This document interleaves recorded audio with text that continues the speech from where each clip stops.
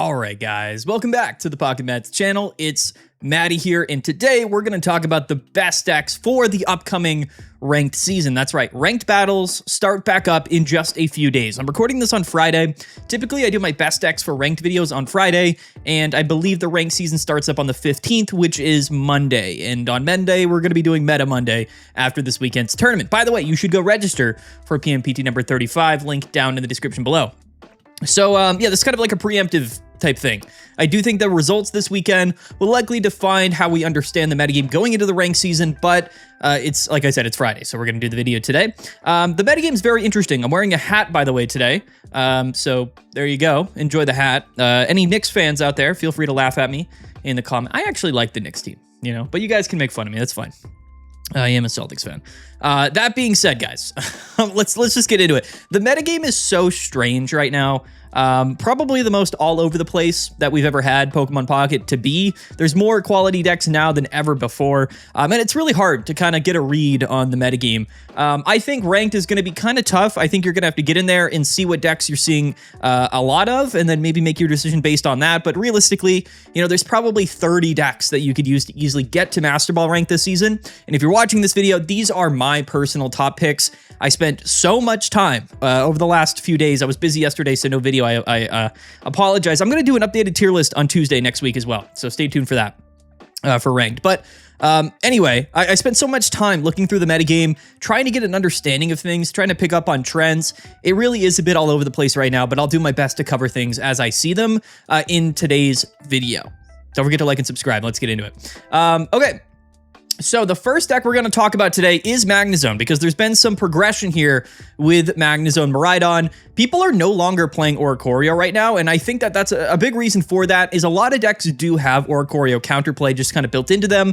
Oricorio feeling a little bit less valuable right now than, you know, things like Zero Aura, which is you're going to notice kind of the card in place here. And I think Zero Aura pairs really nicely with Miraidon. So not every Miraidon Magnezone deck has been playing Zero Aura in place of Oricorio. There's still some more traditional versions, but I actually really do like this deck here. We're playing double Miraidon, double Zero Aura, and then of course, you know, double Magnemite. Only one Magnezone in this deck list, but this does give you some additional attacking options into opposing Magnezone decks that might be playing Oricorio. And like I said, that additional energy is going to be really nice to kind of have this deck feel a little bit more fast-paced, right? So we know Zero Aura seeing play with Manectric. In fact, that is still a top-tier deck in the metagame. I think Lightning is really, really good right now. But Miraidon, certainly one of the stronger cards in the game, and I think it also pairs really nicely with Zero Aura. So that extra energy and just consistency and aggression in the early game that Zero Aura brings, I think pairs really nicely with this Magnezone Miraidon combo. And again, you know, people in online tournaments have been playing Zero Aura in place of Oricorio when they've been doing well. I'm literally sweating. It's so hot in my office right now. I don't know what's going on. But yeah, so that's kind of the number one progression that I'm seeing. Now, I do think Hydreigon, or Hydreigon, however the kids pronounce it these days, is definitely on the up and coming. It's a deck list that right now people are just kind of defaulting to it in this sort of second and third week of the season. Everybody knows Hydreigon is strong, and I think it does pretty well into Magnezone traditionally, and as we know, kind of the number one deck so far this season has been the Magnezone Miraidon combo. So that's kind of where we're at. Hydreigon definitely seeing a lot more play, but coincidentally, so is things like Suicune. So, you know, Hydreigon, Suicune are still incredibly popular, and I think that, you know, kind of tailoring our Magnezone deck to be a little bit more Miraidon focused might be a little bit better currently, given the, you know, the current trend of what's kind of happening currently in the metagame. However, let's talk about Hydreigon, because I still think this is definitely a really top tier contender. It's been inching up and up and up, basically ever since the season started. Zero Aura came out to maybe a bit of a hotter start. Traditionally, though, Hydreigon does do well into Magnezone, and it's also a card that's significantly quite strong into several different mega decks. So I feel pretty strongly that Hydreigon is still a top tier choice right now, and this is kind of a version that people are playing. So still playing the Rocky Helmet, Lucky Ice Pop version with Bombardier in here. But now people are kind of teching in Roaring Moon. So, you know, this Roaring Moon card, you know, it was one of the crown rares for Paradox Drive. Certainly a card that I think a lot of people thought I don't know if it's really worth playing this, but I think at the end of the day, more people are playing Roaring Moon right now than Sabrina, or at least that is a current trend, and I think it's totally fine. I think that, sure, you could lead off with Roaring Moon, but we have 5 basics in the deck, so the odds of that are pretty low. Even if you do lead with Roaring Moon, it's just another dark Pokemon that you can have, and it's got free retreat with Bombardier, and at the end of the day, sure, you miss out on having the Sabrina effect at some point in the game, but we have Cyrus and Rocky Helmet and everything anyway, so it's really not that big of a deal. It is searchable with Pokeball, so theoretically speaking, it's a bit more consistent to draw into Roaring Moon or find it than it is to, of course, play a Sabrina. And you can only play one Sabrina in one turn, so you can't copycat and then play research and then draw into Roaring Moon. So there's some advantages to it, right? The downside, of course, being is the fact that you can lead off with it, but we have Bombardier, so it's really not that big of a deal. But yeah, I think Hydreigon's very well positioned currently, and it's been doing really well. Seeing more and more play, I think it's still going to be really popular on the rank ladder. I know some of the top players on the ranked ladder always prefer Hydreigon, which I do think it's a very, very good ranked deck always, mostly because it's very straightforward. There's not a lot of thought process involved when you're playing Hydreigon. You kind of just hope you draw the cards and you flip lucky ice pop coins and sometimes you win, you know what I mean? So, this is definitely a video about the best decks for ranked, and I think that Hydreigon kind of fits the bill, quite honestly. And, the tournament data has been backing it up. So I don't really have too much else to say here. This is just sort of an updated version of what I'm seeing a lot of Hydreigon on the ranked ladder. Or not on the rank ladder, but in tournament play. And I think that'll probably translate pretty well into the ranked season once it starts up. So there you go. There's Hydreigon. Anyway, let's talk about Altaria, which is still consistently, in my mind, the highest average win rate deck of this entire season, at least when you account for how many people are playing this deck. This is your very kind of, I don't know how else to describe it. It's just your super consistent quality deck. It's not as super strong as maybe some other decks in the game. It's not like an explosive deck by any stretch, but it's extremely consistent. It's got a lot of tools available to it, and it is strong. So this is a deck that I would feel extremely comfortable playing a million ranked games with. It's definitely a little bit more involved. Like when you're playing Altaria, you kind of have to make some decisions, right? Like, are you utilizing Chingling? Did you draw into that early? You get that Comfey down. In certain matchups, you're going to want to leave bench space for it. Maybe you go into Jirachi to set up a Cyrus win condition. Maybe Gourgiest, can kind of, maybe you use Gourgiest or maybe you go right into Altaria. There's some decisions here with this deck list, and I think it's a really fun deck to play. Let's talk about Sleep, though, because Sleep has been almost completely irrelevant in my mind in terms of like quality. Like, a lot of people are still playing Sleep Altaria. I'm not including it in today's video as a deck I recommend because it's been struggling pretty tremendously in online tournament play. But keep in mind, a lot of people are going to be playing Sleep Altaria on the ranked ladder. So it's one of those things that we got to know that it's coming, and you got to be prepared to play against it. But again, in tournament play, and the data from tournaments, it really is the #1 example in terms of understanding what decks are good, right? Like, people say that tournaments are different than ranked, but we don't have like real ranked data. So tournament data is really the #1 best thing. And again, if you look at tournaments, it's going to reflect ranked almost entirely. There's going to be a lot of people playing Sleep Altaria, but I suspect it's going to just hard lose a bunch of, matchups of people counter playing Sleep. So it's not going to do very well.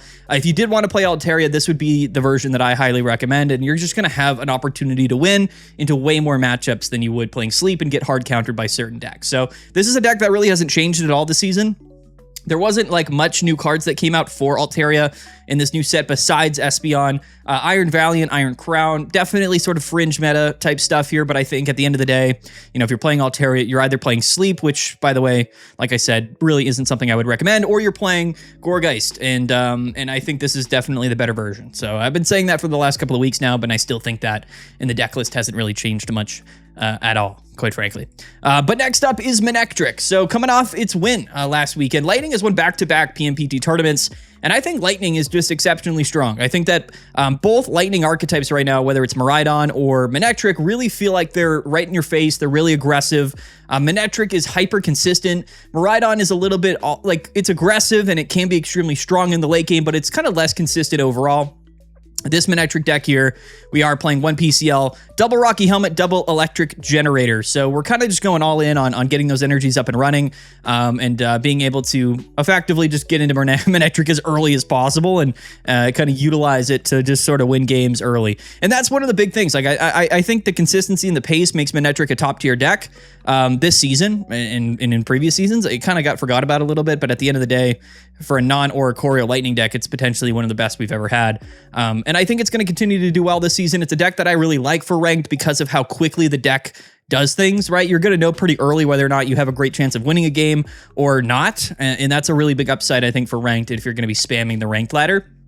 This is a deck that I greatly recommend, and a lot more damage than you might think, you know? I think when you first look at Manectric, and especially when this card came out, the damage really didn't seem that great, but, you know, Rocky Helmet plus Training Area, the really fast nature of this Pokemon means that, you know, that 80 damage quickly turns into more than 80, and it just sort of ramps out of control, and unless your opponent can get up and running also really quickly, you know, you're going to be in a pretty good spot, and it's got 180 HP. So, like, most things in the game other than Mega Lucario aren't going to KO Mega Manectric. And Fighting is in a really bad position in general right now because of how much Psychic is seeing play against still a bunch of Sleep. Like, Fighting is a really tough one. I really don't recommend it much on the ranked ladder because Lightning are, like, the Lightning decks are really strong in tournament play, but they're not going to see as much play as things like Suicune or even Altaria will on the ranked ladder, or even Hydreigon, right? Those are kind of the big ones.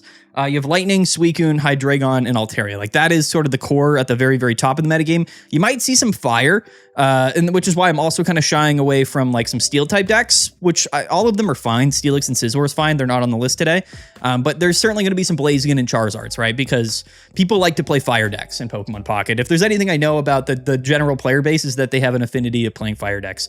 But yeah, Manectric anyway, very good, very strong. Zero Aura just ending up being such a valuable card in really any Lightning strategy, which both of them right now are about fast pace and generating additional energies. So Zero Aura really just kind of fits the bill, and it can kind of just deal with Oricorio pretty easily anyway, right? Like Rocky Helmet and Lightning Claw like is just a KO on Oricorio. Plus, if you PCL Zero Aura, you're living 2 attacks from an Oricorio. So I think that Zero Aura is extremely useful in basically every Lightning deck right now, and it might just kind of be your best option, which is so funny because I thought this card was always broken, but now that we have like other Lightning Pokemon to utilize Zero Aura, I think it's really showing itself as a top tier card.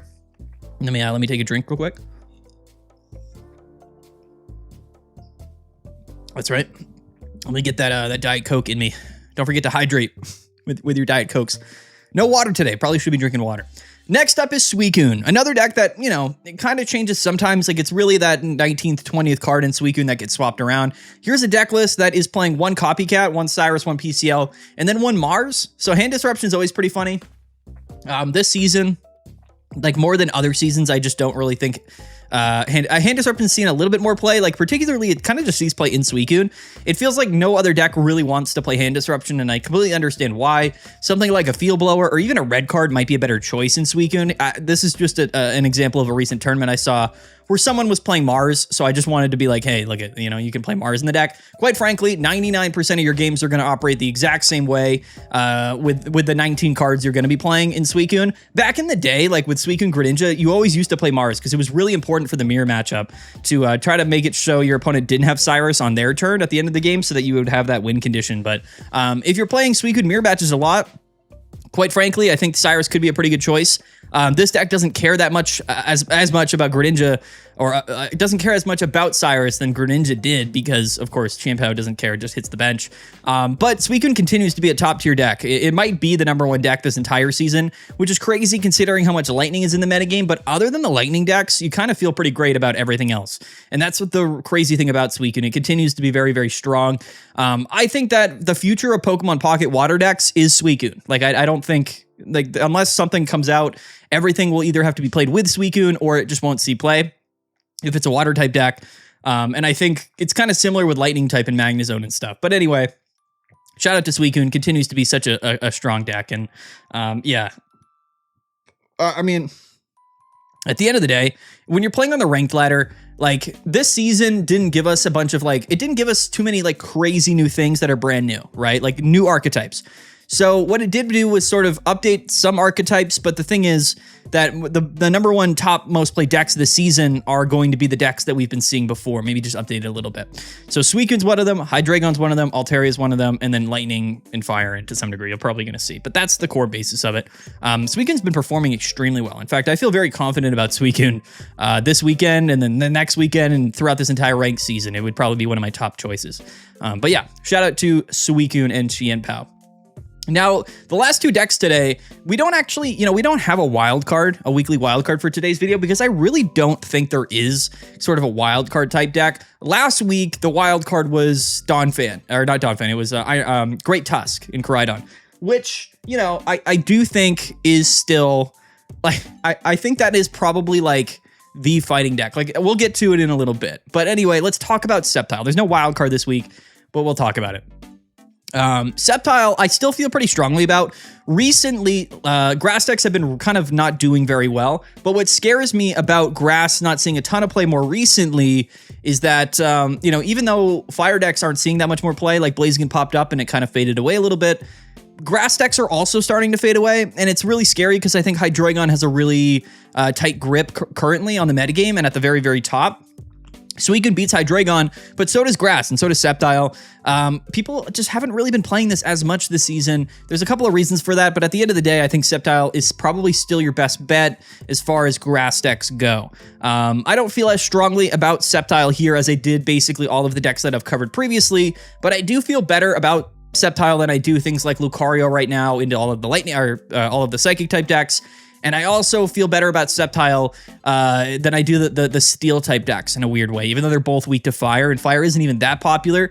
I don't know if Sceptile would be my number one, like it wouldn't be my number one choice for ranked battles. I just think you're going to see too much fire, and it's good into certain things, like you have sleep counter in your grass, so you're good into Hydreigon. But other than that, I really feel like grass is just fine right now. Maybe it has a resurgence kind of in another week or two in this last week of the ranked season. Maybe grass wins this weekend. We'll have to wait and see. I would be kind of surprised by that, but its play rate is definitely dropping down, and I think that's just because people are preferring to play other decks. It's not that this is bad by any stretch. It's just, I think last season was sort of the grass season, and this season's just not necessarily all about grass, but grass is still very, very good. And we have Meowscarada, which also is a strong choice. Like today I'm highlighting Sceptile, but it could easily just be Meowscarada. Like I think both of them at this point are totally fine. If you look at tournament results, like specific tournaments, sometimes Meowscarada does better, sometimes Sceptile does better. They're both really good. I just think that Sceptile being a mega Pokemon and, just sort of being in general a bit stronger, I feel better about it, but Meowscarada continues to be extremely good and just ends up winning a lot as well. So, maybe I'm wrong. Like maybe Meowscarada is in general just better right now, but I think Sceptile is seeing more play than Meowscarada, so we have a little bit more data. Its average win rate this season has been pretty average. In fact, like the only real standouts from an average win rate perspective this season have been things like Suicune, like Altaria, Gourgiest, like Hydreigon, right? Sceptile hasn't been as crazy from an average win rate perspective, but I still think it's a good deck. So I just kind of wanted to give you a little bit of an update there. But let's get into the last deck that we're going to talk about today. I know everyone's going to make fun of me in the comments for this. It is Great Tusk. Listen, this is not a weekly wild card. Last week, Great Tusk was our weekly wild card. This week, it's not. It's just our 7th deck. I honestly, the way I look at the things right now in the metagame, like fighting is definitely not something I feel strongly about just because of how much Psychic is seeing play. And really all of these fighting type decks just hard lose to Psychic. Now, that being said, I think that Great Tusk actually does better than Lucario into like most things, which is kind of crazy. If you look at the tournament data for Great Tusk, sometimes this deck has like a 70% win percentage, and sometimes it has a 20% win percentage. This is a deck list that is the opposite of consistent. It's never going to do the same thing you want it to every single game. It's going to feel all over the place, but in general, this is a strong deck. This is a deck that I actually feel very confident about as one of the best decks in the game in terms of its overall potential and high upside. So again, I know it's kind of a meme. People are going to laugh at me about Great Tusk, but honestly, like in a world right now where fighting just feels like not great, if you did want to play a fighting type deck, Great Tusk, honestly, like this would be my pick. Like, and I say that unironically. I just don't feel like Lucario's been doing very well. People right now for Lucario, we're playing Greninja Lucario more than anything, and that's a deck that struggles in more tournaments than it doesn't. You know what I mean? So from an average win rate perspective, none of the fighting stuff is very good. But if you look at tournament results, you're gonna see more Great Tusk at the top of the standings than like any other fighting type deck, other than maybe Lucario, because more people will play Lucario. But in general, I just don't really feel that great about any fighting decks. But I did want to highlight a fighting type deck, and Great Tusk is what I'm choosing. So I think Lucario is fine. I just really don't recommend you play any fighting type decks on the ranked ladder. It's going to be a lot of Altaria, a lot of Sleep, and none of these fighting decks are going to love going up against Espeon. So that's just sort of my general consensus there. What I do like about Great Tusk is that it does nicely into Suicune, and it can do well into Hydreigon, and of course it's strong into Lightning. So to be fair, like into basically anything other than Lightning, I actually feel very confidently that Great Tusk and Miraidon is a really, really solid deck. That's just how I feel. Here we're playing double Sada which again, you know, is only to grab 1 fighting energy, but it is worth it most of the time. Furfrou is, I think, the additional partner here. For a Great Tusk, you want to play at least more than 3 basic Pokemon just because you don't want to lead Koraidon. I'll tell you this though. And one of the reasons why I actually really would play Great Tusk on the ranked ladder is because if you lead Koraidon, you just concede immediately, right? So like when you're playing other decks, like let's say you're playing Hydreigon and you lead Absol, you might be like, oh, like I'll just not concede because maybe I draw Bombardier, you know, maybe I don't lose. But the opportunity of you winning leading Absol is a lot lower than you would think. But you still feel like you can win because you can sometimes. But with Great Tusk, if you lead Koraidon, you are not winning. The game is over. So it actually saves you a ton of time to just concede those games. Now, you might think there's 4 basics in the deck, but the way that the math works with Koraidon is that you got to calculate how many times you are only starting the game with 1 basic Pokemon, and then dividing that by how many times that 1 basic Pokemon is Koraidon, right? Because you might lead off with Koraidon in your hand, but another basic Pokemon. So the odds of you actually being forced to have Koraidon in the active to start the game is very low. It's like 7 or 8%. So sure, like immediately 7 or 8% of your games you can just concede, but also like all the games where you lead Great Tusk, you're probably going to actually have a really good chance of winning if it's not into Psychic. So I actually think this is a strong deck for ranked. I know you guys are going to think I'm crazy, but try it out. Try it out. I will continue to spread the propaganda about Great Tusk. I think that it's very unique and it's a very fun deck, and I think it's very strong. I do. I think it's a very strong deck. But anyway, that's the video, guys. These are my decks. These are my top picks for ranked. Again, I said it at the beginning of the video, there might literally be 30 strong decks that you could easily get to Master Ball with. I kind of make my list based off of like what I would use to climb through Master Ball, right? I know a lot of players, you know, they just want to hit Master Ball. These decks will easily get you to Master Ball rank, but sometimes, you know, you want to continue to play. Like there's those players that want to continue to play and rank as high as possible in Master Ball tier. So that's kind of what these decks to me are all about. But again, realistically right now, there's about 20 decks that are super strong, and they're all going to be strong enough to get you there. But anyway, that's the video. Comment down below. Don't forget to tune in to the live stream this weekend with Jay Dankist on the casting table.